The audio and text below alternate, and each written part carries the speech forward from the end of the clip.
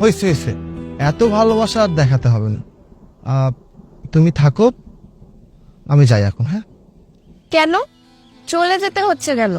তুমি না বললা আজকে সারাদিন তুমি আমাকে নিয়ে ঘুরবা? না আসলে ইমার্জেন্সি একটা মিটিং পড়ে গেছিল তো, তাই আর কি চলে যেতে হচ্ছে। কাল সারাদিন তোমাকে নিয়ে সময় দিব, কাল সারাদিন ঘুরবো, প্যারা নাই, ঠিক আছে?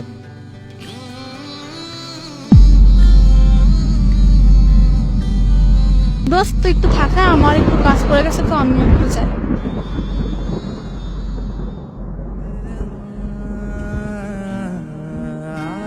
শোনো, এখন আমরা ওই দিকটাতে যাবো, ঠিক আছে? এই ফোনটা দাও তো। হ্যালো আপু, এই দুলা ভাইকে একটা মেয়ের সাথে দেখতে পাচ্ছি, এরানি ওই আসো তো একটু তাড়াতাড়ি।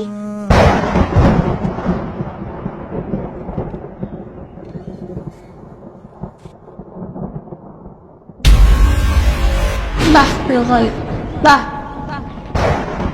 তুমি আমাকে এভাবে ঠকাতে পারলে রোহান।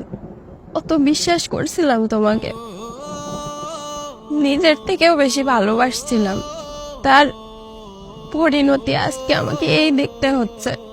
আর তুই তুই তো আমার বেস্ট ফ্রেন্ড, তুই কি করে পারলি আমার সাথে বিশ্বাসঘাতকতা করতে? আচ্ছা রোহান, একটা কথা বলো তো, ওর মধ্যে কি আছে যা আমার মধ্যে ছিল না? তোমরা পুরুষরা গিয়ে একটারই আসক্ত হতে পারো না? সত্যি তোমরা পুরুষরা কখনো এক নারীতে আসক্ত হতে পারো না। তোমার জন্য আমি ফ্যামিলি ছেড়ে আসছি, পালিয়ে বিয়ে করছি, কারোর কথা পরোয়া করিনি। আজ তার প্রতিদান পাচ্ছি।